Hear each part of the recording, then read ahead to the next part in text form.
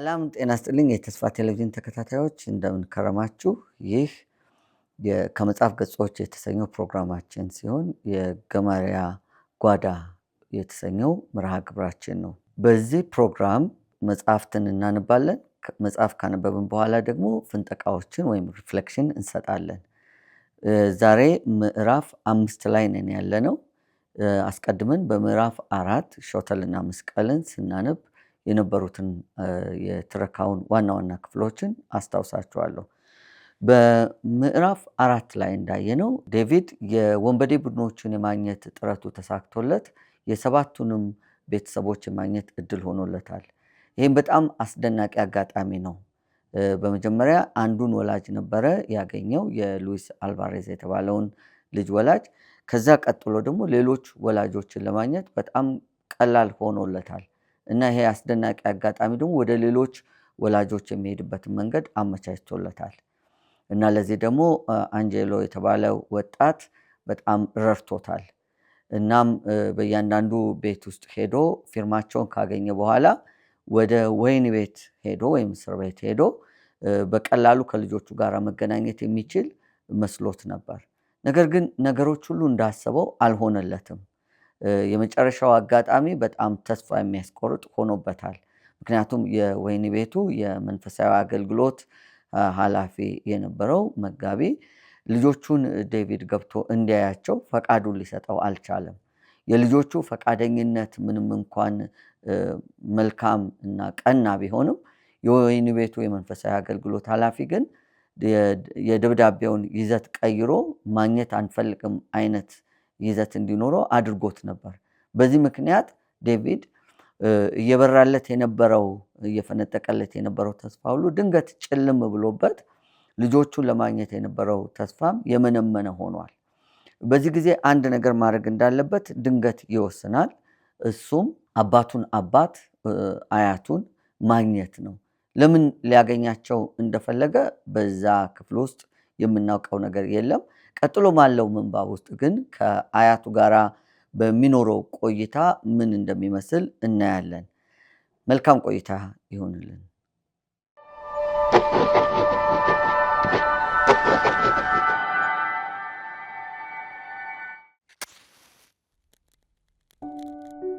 ሾተልና መስቀል በዴቪድ ዊልከርሰን ምዕራፍ 5። ምን እያደረክ ነው ብዬ እንደማሰብ ታውቃለህ? አለችኝ ግወን ወደ አያቴ እርሻ ለመጓዝ ከመነሳቴ በፊት በማዕድ ቤት ውስጥ አብረን ሻይ እየጠጣን ሳለን። የአንድ ታላቅ ትውፊት አካል እንደመሆን ሁሉንም ነገር በራስ ፈቃድ ማድረግ እንደሌለብህ ሊሰማ የሚገባ ይመስለኛል። እንደማስበው ከጥንቱ ሁኔታ ጋር ዳግም ግንኙነት ልትመሰረት ትፈልጋለህ። ይህም በእኔ ግምት ትክክለኛ ነገር ነው ዴቭ። አሁኑን የሚያስፈልግህም ይኸው ነው አለችኝ። ለአያቴ ደወልሁለትና ላገኘው እንደምፈልግ ነገርሁት። ፈጥነህ ድረስ ልጅ፣ እንጫወታለን አለኝ። አያቴ የ79 ዓመታት አዛውንት ሲሆን እንደ ሁልጊዜው ሞቅታ ይስተዋልበታል። ቀደም ባሉት ዘመናት አያቴ በአገሩ ሁሉ ይታወቅ ነበር። ከእንግሊዝ የዌልሽ ዳች የበቀለው አያቴ የሰባኪ ልጅ፣ የልጅ ልጅ እና ምናልባትም የልጅ ልጅ ልጅ ነበር። በምዕራብ አውሮፓና በእንግሊዝ ደሴቶች በነበረው የፕሮቴስታንት ተሐድሶ ቀደምት ታሪክ ወጉ ጠፍቶ ነበር። እኔም እስከማውቀው ድረስ ለመጀመሪያ ጊዜ አገልጋዮች በክርስቲያን ቤተክርስቲያን ውስጥ መስራት ከጀመሩበት ጊዜ አንስቶ የዊልከርሰን ቤተሰብ በአገልግሎት ላይ ነበር። ለዚያም በአብዛኛው በጠንካራ አገልግሎት ላይ። ከፊልስበርግ አያቴ በጡረታ ተቀምጦ ወዳለበት ወደ ቶሊዶ ኦሃዮ የእርሻ ቦታ ለመድረስ መንገዱ የዋዛ አልነበረ። አብዛኛውን የጉዞ ክፍለ ጊዜ ያሳለፉት ገወን እንዳለችው ከቀድሞ ትውፊት ጋር ግንኙነት በማድረግ ነበር። በተለይም የአያቴን ሳስታውስ ትዝታዎች ነፍስ ዘሩ። አያቴ የተወለደው በክሊቭላንድ ተንሲ ነበር። ወደ 20 ዓመቱ አካባቢ ሲደርስ ጥሩ ሰባኪ ሆነ። ሕይወት ለእርሱ ጠጣር ነበረች። ወጣት መሆኑም መልካም ነበር። አያቴ አገልግሎቱን የሚፈጽመው በእንስሳት ጀርባ ላይ ተቀምጦ ከቦታ ቦታ በመዘዋወር ሲሆን ከአንዱ ቤተክርስቲያን ወደ ሌላው እየተጓዘ የሰባኪነት፣ የመዘምራን መሪነትና የቤተክርስቲያን ተንከባካቢነቱን ተግባር ያከናውን ነበር። እሳቱን ለማንደድ የአይጦቹን መኖሪያ ለማፈራረስና በቤቱ ውስጥ አየር ለማስገባት ሲል ወደ ቤተክርስቲያን ቀድሞ የሚደርሰው እርሱ ነበር። ከዚያም ምዕመናን ሲመጡ ድንቅ ጸጋ እና አቤቱ በኢየሱስ ያገኘነው ወዳጅ የሚሉትን አይነት ጥንታውያን መዝሙሮች በመምረጥ ጉባኤውን ያዘምራል። ቀጥሎም ስብከቱን ያቀርባል። የአያቴ ስብከት ብዙዎቹ ትክክል ነው ከሚሉት የተለየ ከመሆኑ በላይ አንዳንድ ግንዛቤዎቹ በዘመኑ የነበሩትን ሰዎች አስደንግጠው ነበር። ለምሳሌ አያቴ ወጣት ሰባኪ በነበረ ጊዜ አብረቅራቂ ጨርቆችን ሪበንስ እና የወፍ ላባዎችን በጌጥነት ከራስ ላይ ማድረግ እንደ ኃጢአት ይቆጠር ነበር። ስለሆነም በአንዳንድ አብያተ ክርስቲያናት ሽማግሌዎች መቀሶችን አንጠልጥለው ይዞሩ ነበር። በዚህ ጊዜ ንስሐ ለመግባት የምትፈልግ ሴት ከባርኔጣዋ ላይ አብረቅራቂ ጨርቅ አድርጋ ወደ መድረኩ ብቅ ብትል መቀሶች ተግባራቸውን ያከናውናሉ። እነዚህን ሁሉ አብረቅራቂ ጨርቆች ከልብሶችሽ ላይ አድርገሽ እንዴት ነው ወደ መንግሥተ ሰማይ የምትገቢው? በሚል ርዕስ የተዘጋጀ ስብከትም ይከተላታል። አያቴ ግን እንደዚህ ባለው ጉዳይ ላይ የተለየ አመለካከት ነበረው። እያደገ ሲመጣ የበግ ሥጋ ትምህርት ቤት የወንጌል ስርጭት ብሎ የሰየመውን ዘዴ መሰረተ። ሰውን የምትማርከው ልክ ውሻን በምትማርክበት መንገድ ነው። ያረጃ አጥንት ይዞ በመንገድ ላይ የሚያልፍ ውሻ ታያለ። መቼም አጥንቱን ከቀማው በኋላ አጥንቱ እንደማይጠቅመው ለማስረዳት አትሞክርም። ይህን ካደረግ ይጮህብሃል። ዳሩ ግን ትልቅ የበግ ሥጋ ከፊቱ ስትጥል ጅራቱን እየቆላ የቀድሞውን ይጥልና አዲሱን ያነሳል። በዚህም ወዳጅ አተረፍ ማለት ነው። በተመሳሳይ ሁኔታ ከሰዎች አጥንት ከመቀማትና ላባዎቻቸውን በመቀስ ከመቁረጥ ይልቅ አንድ የበግ ሥጋ ብትጥልላቸው ይሻለኛል። በውስጡ እውነተኛ ሕይወትና ሥጋ ያለበትን አንድ ነገር ስለ አዲስ ጅማሬዎች እነግራቸዋለሁ ይል ነበር። አያቴ በቤተ ክርስቲያናትና በድንኳን ጉባኤዎች ውስጥ የሰበከ ሲሆን ዛሬም እንኳ በዚያ ሀገር ሳልፍ የቀድሞ ጄ ዊልከርሰን እነዚያን ጉባኤዎች በሕይወት ስላቆየባቸው መንገዶች የሚናገሩ ታሪኮች ያጋጥሙኛል። ለምሳሌ በአንድ ወቅት ከኛ ርቆ በሚገኝ የጃማይካ ደሴት ይሰብክ ነበር። ጊዜው ሐምሌ 4 የበዓል ቀን በመሆኑና ብዙ ሰዎች በእረፍት ላይ ስለነበሩ በርካታ ሰዎች ስብከቱን ለመስማት እንደሚሰበሰቡ ግልጽ ነበር። ከዕለቱ ቀደም ብሎ አንድ ከሰዓት በኋላ አያቴ የአትክልት መንከባከቢያ መሳሪያ በመጠገን ላይ የሚገኝ አንድ ወዳጁን ለመጠየቅ ጎራ ብሎ ነበር። የአያቴ ወዳጅ ከመሰበሩ የተነሳ የእሳት ፍንጣቂ የሚረጨውንና ሰዎች ሲወጡበት ጢስ የሚያቦነውን አዲስ መሳሪያ አሳየው። አያቴ ይህ ለሐምሌ 4ቱ ስብከት እንደሚጠቅም በማሰብ ከብናኙ በወረቀት ጠቅልሎ ኪሱ ውስጥ ከተተው። በዚያን ዕለት አያቴ የሰበከው በክርስቶስ ስለሚገኝ አዲስ ሕይወት ሲሆን ሲኦል ምን እንደሚመስልም በግልጽ አስረድቶ ነበር። በሐምሌ 4ቱ የምሽት ስብሰባ ላይ ስለዚሁ ጉዳይ እየተናገረ ሳለ ነበር እጁን ወደ ኪሱ ሲሰድ እሳት የሚፈነጥቀውን መሳሪያ ያገኘው። ከዚያ የመሳሪያ ብናኝ ቀስ ብሎ ጥቂቱን አወጣና ከምስባኩ በስተኋላ አኖረው። ከዚያም ብናኙ ከኋላው ጢስ እየቦለለና ምስባኩ እየተጎዳ እንዳላወቀ ሁሉ ኮስተር ብሎ ስብከቱን ቀጠለ። ከዚያን ጊዜ ጀምሮ ዊልከርሰን ስለ ሲኦል በሚሰብክበት ጊዜ ጢስና የእሳት ፍንጣቂ ሲወጣ ታያላችሁ የሚል ወሬ ተሰራጨ።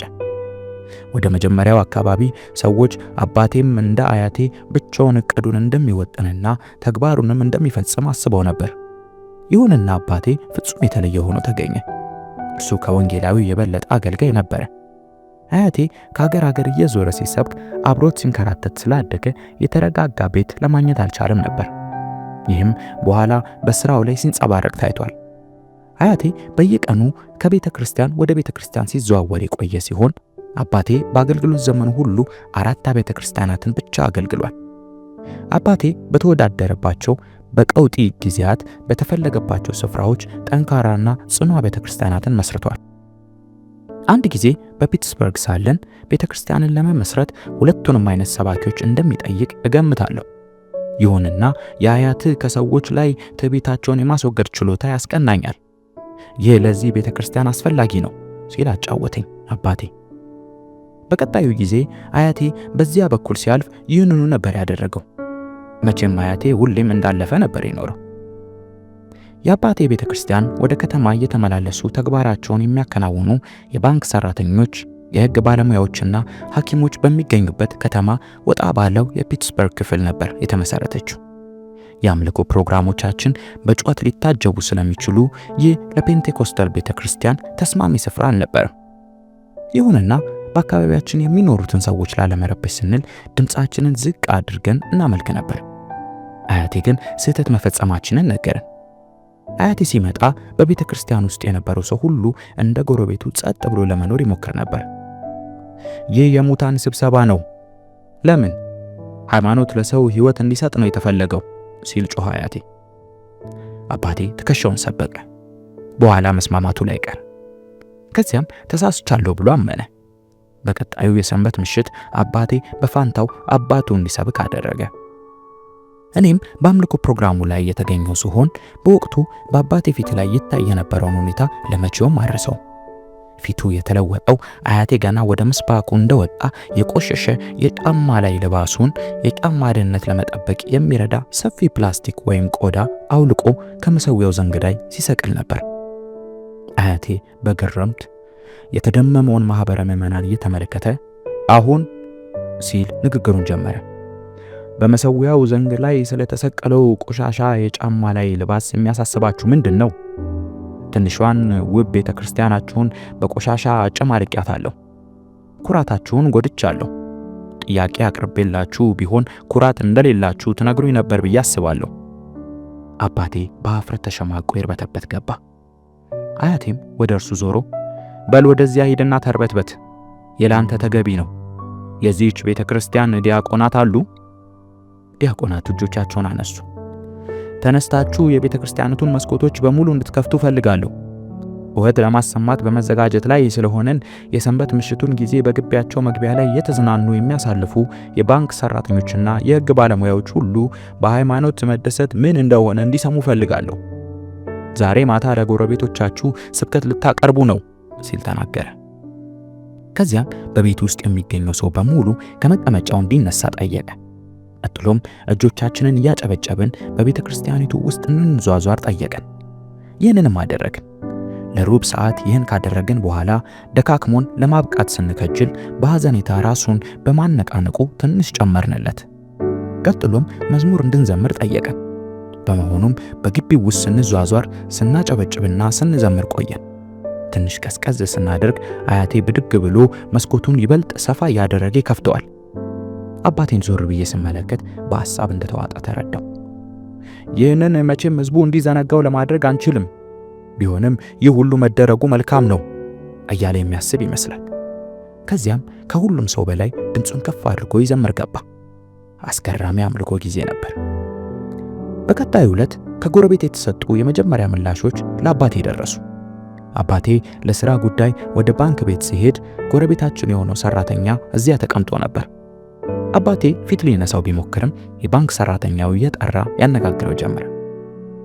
ሪቨረንድ ዊልከርሰን፣ ማታ የሆነ ዝማሬ ከቤተ ክርስቲያናችሁ ይሰማ ነበር። ሁሉም ሰው ስለዚያ ያወራ ነበር። እኛም ዝማሬያችሁን ስንሰማ ነበርና መቼም በዚህ መንደር እንደዚህ ዝማሬ ያስደሰተን ነገር ታይቶ አይታወቅም። ለሚቀጥሉት 3 ዓመታት በዚያች ቤተ ክርስቲያን ውስጥ እውነተኛ የነጻነትና የኃይል መንፈስ ነበር። እኔም ከዚህ ውስጥ ግሩም ትምህርት አገኘው። አያቴ በኋላ ስለተቀየው ቡት ጫማ አገልግሎት ለአባቴ ሲናገር በዓለ ሃምሳን መስበክ አለብህ አለው። ከዙሪያው ሌሎቹን ነገሮች ሁሉ ስታስወግድ በዓለ ሃምሳ የኃይልና የህትመት ግርማ ሆኖ ይቆማል። በዕለተ በዓለ ሃምሳ መንፈስ ቅዱስ ሲወርድ በቤተ ክርስቲያን ላይ የመጣው ይኸው ነው። አያቴ ምስባኩን ለመደብደብ ቡጢውን ጨብጦ ቀጠለ። ሕይወትና ኃይል ሲኖር ጠንካራ ሰው ትሆናለህ። ስጠነክር ደግሞ ምናልባትም የሆነ ድምፅ ታሰማለህ። ይህም ላንተ መልካም ሲሆን ያለ ጥርጥር ጫማህን እንድታጨቀይ ያደርጋል። ለአያቴ ጫማ ማጨቄት ማለት በጭቃማ መንገድ መሄድ ብቻ ሳይሆን በጉልበት እየተንበረከኩ የላይኛውን ክፍል ከመሬት ጋር ማገናኘትም ነበር ለጸሎት። አያቴ የጸሎት ሰው ሲሆን በዚህ ረገድ ቤተሰባችን ሁሉ እንደርሱ ነበር። አባቴን የጸሎት ሰው አድርጎ ያሳደገው ሲሆን አባቴም ይህንኑ ለኔ ያወርሷል። አያቴ አንድ ጊዜ እንደ ልማዱ በእኛ በኩል ሲያልፍ ዴቭ፣ በችግር ውስጥ በምትሆንበት ጊዜ ለመጸለይ ትደፍራለህ አለኝ። ነገሩ መጀመሪያ ለየት ቢልብኝም አያቴ በዚሁ ጉዳይ ላይ ግፊት ሲያደርግብኝ አስፈላጊ መሆኑን አመኑ። እንደ ወላጆችና ቤተሰብ ወይም ትምህርት ቤትና አመጋገብ ወደ ሕይወቴ ስለመጡት መልካም ነገሮች ሁልጊዜም እግዚአብሔርን አመሰግናለሁ። እናም ጌታ አንድ ቀን በአንድ መንገድ በሕይወቴ ለመስራት እንዲመርጥ ጠቅለል ባለ መልኩ ጸለይሁ። ለውሱን ጉዳይ ግን ጸልዬ አላውቅም ነበር። ከላይ አይኑን ሳይነቅል ተክ ብሎ እየተመለከተኝ ዴቭ፣ ግልጽና ውስን ጸሎቶችን በይፋ የምትጸልይበት ቀን ነው፣ ኃይልህን የምትረዳበት ቀን አለኝ። በአንድ በኩል ገና የ12 ዓመታት ልጅ ስለነበርኩና በሌላ በኩል ደግሞ ሐሳቡ ራሱ ስላስፈራኝ የነገረኝን ሙሉ ለሙሉ አልተረዳሁትም። ግልጽና ውስን ጸሎቶችን በይፋ ስለመጸለይ ተናግሮ ነበር። ይህንንም ለሌሎች ጭምር ለዚህና ለዚያ ጉዳይ እጠይቅሃለሁ ብሎ ወደ እግዚአብሔር መጸለይ እንደሆነ አብራራልኝ። ይህም ጸሎቱ ምላሽ ባያገኝ አደጋውን መጋፈጥ ማለት ነበር። በአንድ አስጨናቂ ዕለት የአያቴን አባባል የተረዳሁት በአጋጣሚ ነበር። በልጅነት ዘመኔ ሁሉ አባቴ በጣም ይታመም ነበር። የጨጓራ በሽታ የነበረበት በመሆኑ ከ10 ለሚበልጡ ዓመታት ከህመም ነፃ ሆኖ አያውቅም ነበር።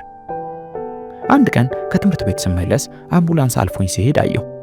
ቤት ለመድረስ ጥቂት ሲቀረኝ አምቡላንሱ ወዴት እንደሚሄድ ተረዳሁ።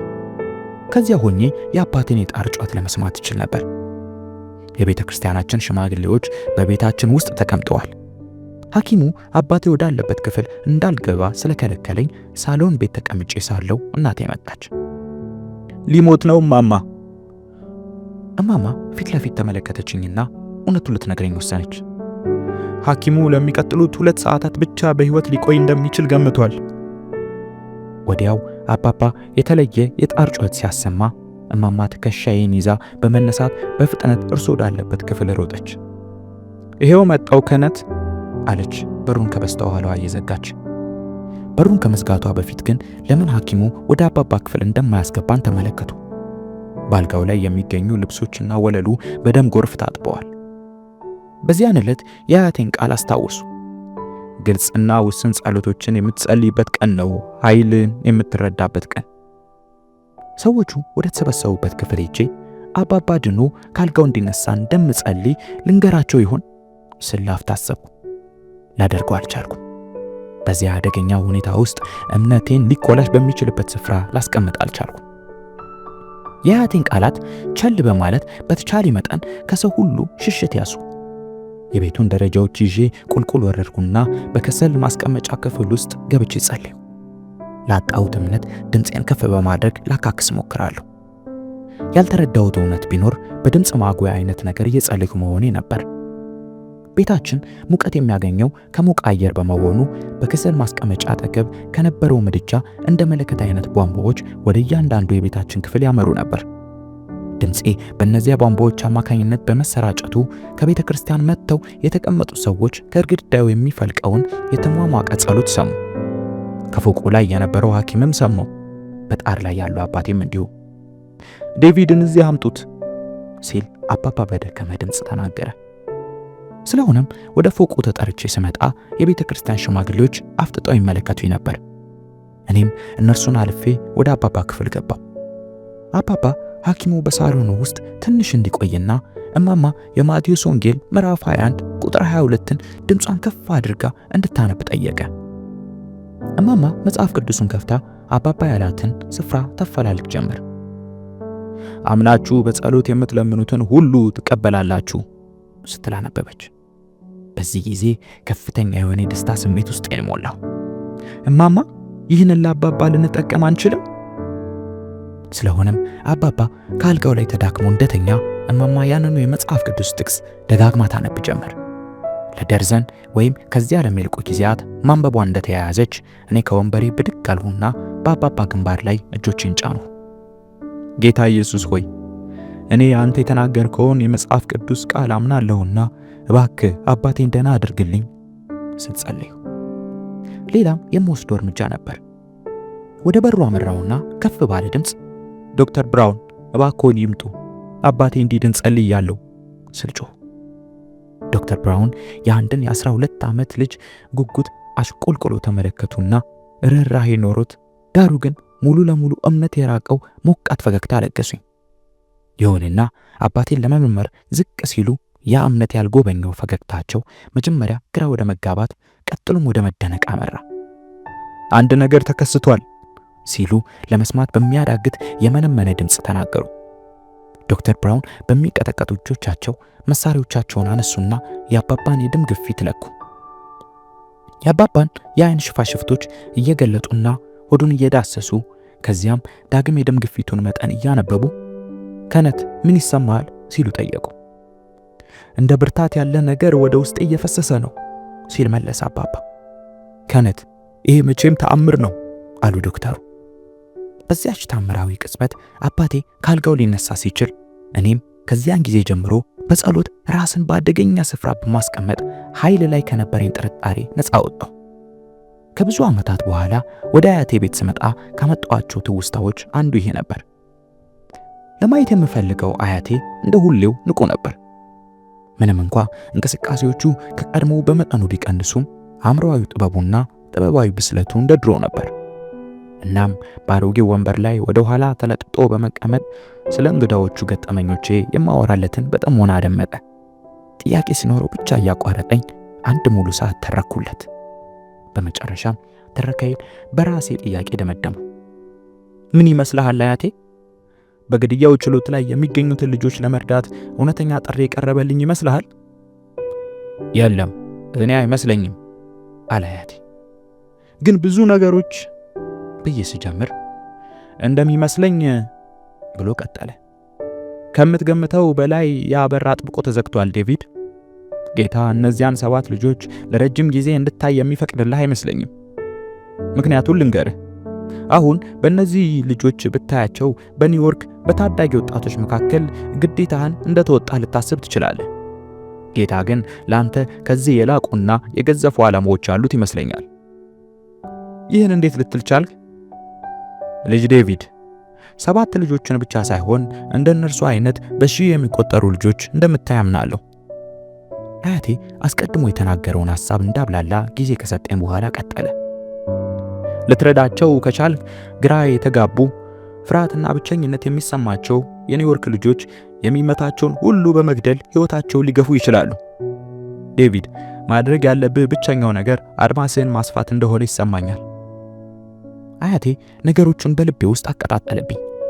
ከከተማይቱ በተቻለ ፍጥነት ለመውጣት እንዳልፈለኩ ሁሉ ወዲያውኑ ተመልሼ አቋርጡን ሥራ ለመጀመር ስከጅል ራሴን አገኘው። ይህንኑ ለአያቴ ስነግረው ፈገግ አለ። በዚህ በሞቀ ማዕድ ቤት ውስጥ ተቀምጦ ከሽማግሌ አያት ጋር እያወጉ ይህን ማለቱ ቀላል ነው።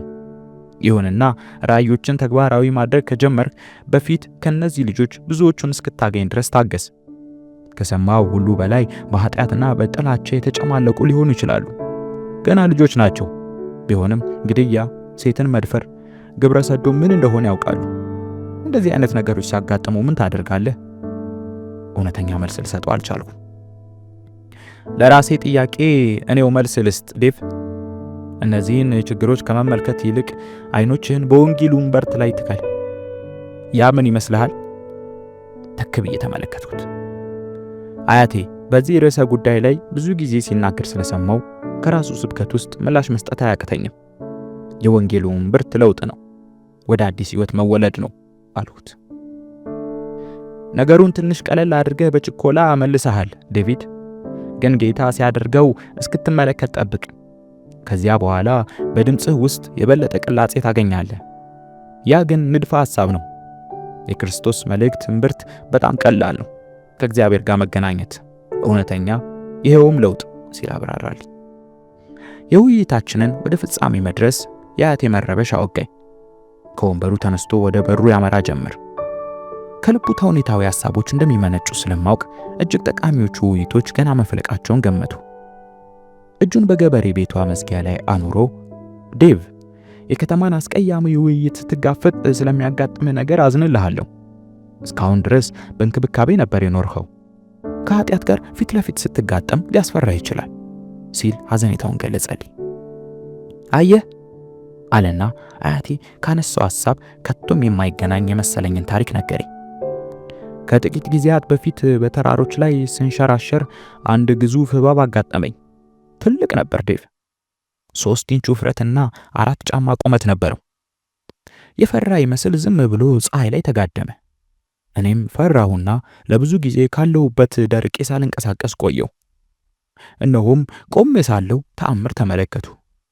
አዲስ ልደት ተመለከቱ። ያ አሮጌ እባብ ቆዳውን አውልቆ እዚያው ፀሐይ ላይ አኖረና ውብ ፍጡር ሆኖ ተለወጠ። ልጄ፣ አዲሱን ስራህን በከተማ ውስጥ ስትጀምር እንደ እኔው ሳትሆን ትቀር። በልጆቹ ውጫዊ ሁኔታ በመፍራት እግዚአብሔር ግን አይፈራም። እርሱ እያንዳንዳቸው ከዚያ አሮጌ የኃጢአት ቀፎ ወጥተው አዲስ ፍጥረት የሚሆኑበትን ዕለት እየተጠባበቀ ነው። በኒውዮርክ የመንገድ ዳርቻዎች እባቦችን ስትመለከት መመልከት አይቀሬ ነውና ይህንን አትርሳ ዴቪድ።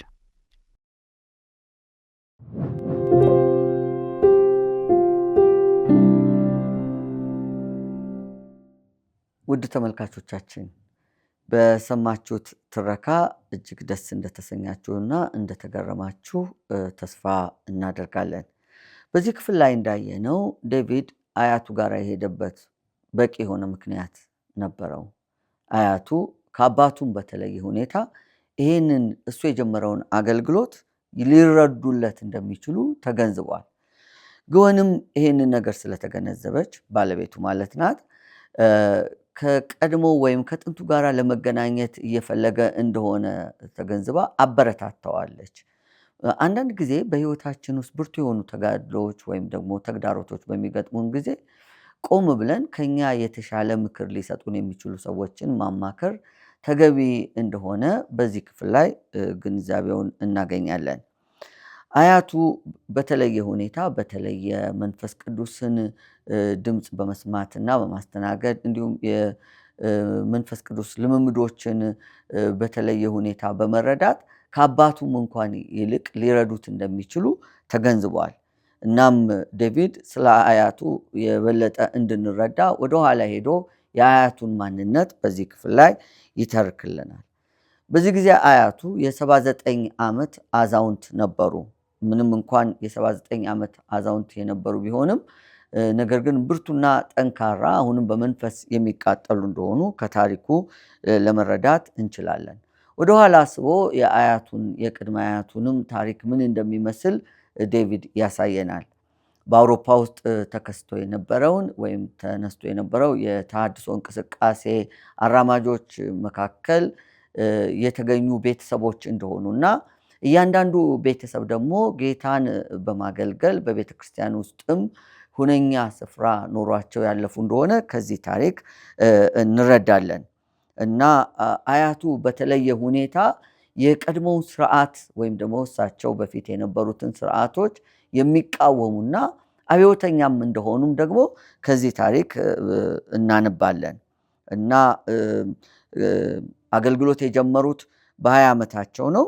የቤተ ክርስቲያን አገልግሎትን በሚጀምሩበት ጊዜ ከእሳቸው በፊት የነበሩ አገልጋዮች እንደሚያገለግሉት ሳይሆን በተለየ ሁኔታ በተለየ ኃይል በተለየ መገለጥ ያገለግሉም ነበረ የዴቪድ ዊልከርሰን አያት። እና የዊልከርሰን ፋሚሊ በጠቅላላ በአገልግሎት ውስጥ የተሰማሩ ናቸው። በአንጻራዊነት ሲታይ ደግሞ አባቱ በጣም ቀዝቃዛ የሆነ በጣም ረጋ ያለ ከአያቱ በተለየ ሁኔታ ተጋፋጭ ያልሆነ እንደሆኑ ደግሞ በዚህ ክፍል ውስጥ እንረዳለን። ስለዚህ አያቱን የመረጠበት ምክንያት ይሄ የገጠመውን ነገር ተገቢውን ምክር ሊሰጡት የሚችሉት አያቱ እንደሆኑ ስላሰበ ነው። ይህ ብቻ አይደለም። አያቱ ከዚህ በፊት ያደረጓቸው አንዳንድ ድርጊቶችና ደግሞ በአገልግሎታቸው የነበራቸው ገጠመኝ አሁን ዴቪድ የሚያልፍበትን አገልግሎት መረዳት ብቻ ሳይሆን አቅጣጫ ለመጠቆምም በጣም ተገቢ ሰው ሆኖ አግኝቷቸዋል። አንድ ቀን አያቱ ያደረጉትን ነገር እዚህ ጋር ይገልጣል። በምሳሌነት በዋቢነት ያነሳል ዴቪድ። አንድ ቀን አባቱ ወደሚያገለግልበት ቤተክርስቲያን አያቱ ድንገት ይመጣሉ እና አባቱ የዴቪድ አባት በጣም ጠንቃቃ ሰው ስለሆኑ በአካባቢያቸው ያሉትን ደግሞ ጎረቤቶቻቸውን እንዳይረብሹ በሮቻቸውንና መስኮቶቻቸውን ማለትም የቤተ ክርስቲያናቱን ዘግተው እና በጣም በጥንቃቄ ነበር የሚያመልኩት ድምፅ እንዳይሰማ። ምክንያቱም በዙሪያቸው ያሉ የባንክ ባለሙያዎች ደግሞ የተለያዩ መስሪያ ቤት ውስጥ የሚሰሩ በጣም የተከበሩ የሕግ አካላት፣ ጠበቆች፣ ዳኞች እንደዚህ ዙሪያቸው ነበሩና እነሱን ላለመረበሽ የመኖሪያ አካባቢ ላለማወክ ብለው በጣም በሩና መስኮቱን ቆልፈው ነበረ አምልኮ የሚፈጽሙት። አያትየው ይሄንን ነገር በሚመለከቱበት ጊዜ ግን ደስተኛ አልሆኑም።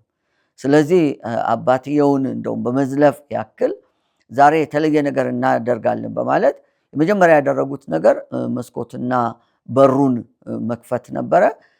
በመስኮትና በሩን ከከፈቱ በኋላ ሰው ሊሰማው በሚችለው መንገድ በጣም ድምፃቸውን ከፍ አድርገው ዝማሬ እንዲያቀርቡ ያደርጓቸዋል እና በጣም ታላቅ የሆነ ድንጋጤ ሁሉ በአባትየው ላይ ተከስቶ ነበር። ለምእመናኑ ደግሞ ያልተለመደ ነበር እና ግን በማግስቱ ያገኙት ምላሽ ግን የሚደንቅ ነው። በተለይ አባትየው ባንክ ቤት ውስጥ የሚሰራን ሰው ካገኘ በኋላ ሊያነጋግረው ሲሞክር እሱ ተሸማቆ ላለማነጋገር በሚሞክርበት ጊዜ ጮክ ብለው ግን ትናንትና በጣም ግሩም የሆነ ዝማሬ ነበር፣ እንደዚህ አይነት ዝማሬ በከተማችን ሰምተን አናውቅም የሚል ያልጠበቀውንና አስደሳች የሆነ የሚያበረታታ ምላሽ ነው ያገኘው።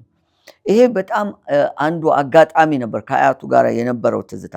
ሌላው ከአያቱ ጋር የነበረው አስደናቂ ሌላው ትዝታ ደግሞ ምንድን ነው? አንድ ቀን አባቱ ታሞ ያደረገው ነገር ነው። አያቱ ስለ እምነት በጣም ብዙ ነገር አስተምረውታል እና አንድ ቀን አባቱ ታሞ ነበረ። አባቱ በታመመበት ጊዜ ሊሞት በጣም ቀርቧል እና ሰው ሁሉ ተስፋ ቆርጧል። ሐኪሙም በጣም አጭር ጊዜና የሚሞትበት ጊዜም የቀረበ እንደሆነ እያሳሰበው ነበረ። ይህንን በሰማ ጊዜ ዴቪድ በጣም ተረበሸ። ነገር ግን ከአያቱ የተማራቸውን ትምህርቶች ያስታውሳል። የእምነት ጸሎት ማድረግ እንደሚቻል፣ በእምነት ሰው ቢጸልይ በሽተኛ ሊፈወስ እንደሚችል ይሄ እምነት ነበረው። ይህም ጽኑ እምነት በውስጡ ይቀጣጠላል እና ለአባቱ መጸለይ እንዳለበት ሲያስብ ምቹ ስፍራ ግን አልነበረም። ስለዚህ ወደ ላይኛው ስፍራ ይወጣና በዛ መጸለይ ይጀምራል እና በሚጸልይበት ጊዜ ግን ያልተገነዘበው ነገር ምንድን ነው? በወቅቱ የነበረ የከሰል ምድጃ አለ። ያው ከኛ ሀገር ትንሽ ለየት ይላል። በረዷማ አካባቢ በሚሆንበት ጊዜ ቤቱ መሞቅ አለበት እና የከሰሉ ደግሞ ሙቀት በየክፍሉ እንዲሆኑ የተቀመጡ ቱቦዎች አሉ። በእነሱ በአንዱ በጣም በቅርበት ነበረ የሚጸልይ የነበረውና በመላው ክፍሎች ውስጥ እየተሰማ ነበር። እንግዶች እየሰሙ ነበር፣ አባቱም እየሰማ ነበር እና እናቱም እንዲሁም ዶክተሩም ጭምር እየሰሙ ነበር እና ዴቪድን ጥሩት ይላል አባቱ እና ሄዶ እጁን ጭኖ ይጸልያል።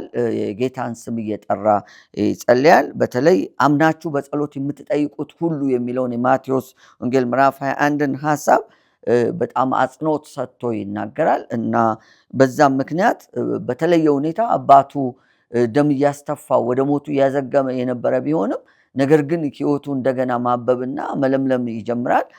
ዶክተሩም ይሄንን ያረጋግጣል፣ ግን ግራ ይገባዋል።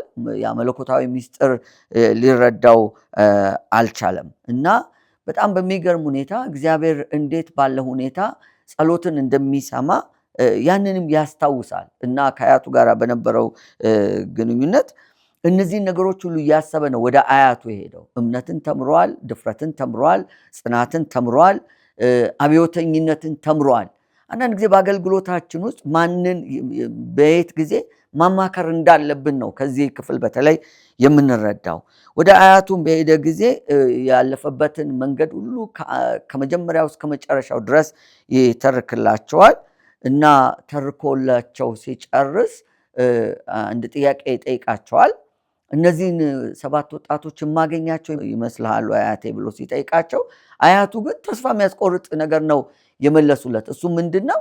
ልታገኛቸው አትችልም፣ እንደውም አትድከም አይነት ነገር እና ግራ ይገባዋል። ዴቪድ እስካሁን እስከ አያቱን እስከሚያገኝበት ጊዜ ድረስ ይሄ ነገር እንደሚሆን ወይም ደግሞ ወደዚህ ነገር እግዚአብሔር እየመራው እንደሆነ አስቦ አያውቅም። ግን አያቱ ምንድነው ያሉት? ይሄ አጋጣሚ ወይም እድል እነዚህ ልጆች የምታገኝበት መንገድ ሳይሆን ለሌላ አገልግሎት እንድትዘጋጅ ራስን ደግሞ የምታሰናዳበት ነው ብለው ነው የሚነግሩት። ምክንያቱም የነበረው አጋጣሚ እሱ 7ቱ ልጆች ላይ ብቻ ነው ያተኮረው። ልብ ብላችሁ እንደሆነ እስካሁን ድረስ እነዚህ 7 ወጣቶች መካከል አንዳቸውንም አግኝቶ አላነጋገራቸውም። ለአንዴና ለመጨረሻ ጊዜ ያያቸውም እስካሁኑ ሰዓት ድረስ በፍርድ ቤት ችሎት ላይ ቆመው በክስ ሳጥናቸው ላይ ቆመው በነበረበት ጊዜ ነው። ነገር ግን አያቱ ሌላ ምልከታ ነው የሰጡት። በኒውዮርክ ያሉትን ወንበዴ ቡድኖች እንድታገለግል እግዚአብሔር የጠራህ ይመስለኛል ብለው ነው የሚሉት እና ይሄ ነገር አይኖቹን እንደከፈተለት ይመስላል። አይኖችህን ደግሞ ምን ይሉታል? በወንጌሉ እምብርት ላይ አተኩር። ወንጌል ስለመስራት፣ ወንጌል ስለማገልገል አተኩር። በመከራዎች ላይ አይደለም፣ በፈተናዎች ላይ አይደለም፣ በምትሄድባቸው የተለያዩ አጋጣሚዎች አይደለም። ወንጌል ላይ አተኩር። ራስን ለዛ አገልግሎት አዘጋጅ። ዳግም መወለድ ነው የወንጌል እምብርት፣ ዳግም መወለድ ነው። በልጆቹ ዳግም መወለድ ላይ አተኩር። ምናልባት ሰብአዊነት ተሰምቶት አንዳች ነገር ሊያደርግላቸው ምክር ሰጥቷቸው ሊመጣ ያስብ ይሆናል ምናልባት እና ይሄንን ነገር እንዲያስብ ይመክሩታል። ሌላው ደግሞ አያቱ የሰጡት ትልቁ ምክር ምንድን ነው? የሚጋፈጣቸው ልጆች ምን ያክል ከባድና አስቸጋሪ የህይወት ስርዓት ውስጥ እያለፉ እንደሆነ መገንዘብ እንዳለበት ነው የሚነግሩት። እንደ ቀላል አገልግሎቱን ቀላል አድርጎ እንዳያስበው፣ እዛ በሄደ አልጋ በአልጋ እንደሚሆንለት በገጠሪቷ ቤተክርስቲያን እንደነበሩ 250 ገበሬዎች ሁሌ አሜን አሜን የሚሉት ያለውን የሚሰሙት በሰዓተ ጊዜ ወዲያው ደግሞ ይቅርታ የሚያደርጉለት አይነት ሰዎች አይደሉም የሚገጥሙት። አገልግሎቱ ከባድ እንደሆነ ካሁኑ እንዲያስተውል እየነገሩት ነው። እና በዚህ አገልግሎቱ እነዚህ ልጆች ከማግኘቱ በፊት አያቱን ማግኘቱ ወይም አገልግሎቱን ዝም ብሎ በራሱ መንገድ ከመሄዱ በፊት አያቱን ማግኘቱ ምን ያህል እንደጠቀመው ምናልባት በቀጣዩ ገጾች ላይ የምንገነዘበው ይሆናል። አንዳንድ ጊዜ አገልግሎት የሆነ አስቸጋሪ ነገር ሲገጥመን ልናደርጋቸው ከሚገቡ ነገሮች አንዱን ነው ዛሬ የተመለከትነው። ብቻችንን ከመጋፈጥ ይልቅ ከኛ የተሻሉ የበሰሉ በአገልግሎት ከኛ የተሻለ ልምድ ያላቸውን ሰዎች ማማከር፣ ስለኛ በቅንነት የሚያስቡ ምናልባት መጋቢዎቻችን ሊሆኑ ይችላሉ፣ በእድሜ ባለጠጋ የሆኑ ሰዎች ሊሆኑ ይችላሉ። እነዚያን ሰዎች ማማከራችን ግን አገልግሎታችንን ያሳልጥልናል፣ ድካማችንን ይቀንስልናል። በመጽሐፍ ቅዱስ ታሪክ ውስጥ ሙሴን እናስታውሳለን። በዚህ ምክር ተጠቃሚ ከሆኑት ሰዎች መካከል። ምክንያቱም ምንድነው ይሄንን የጠቀስኩበት?